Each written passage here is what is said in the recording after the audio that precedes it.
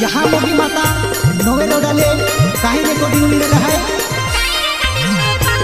यहाँ मोगी recording studio भोकराता आदिवासी गायक बुरा सिंह सेनानी आणि सुरेखा बाया आवाजों में यहाँ मोगी माता नवे रोडाले रेकॉर्डिंग मिळालं आहे।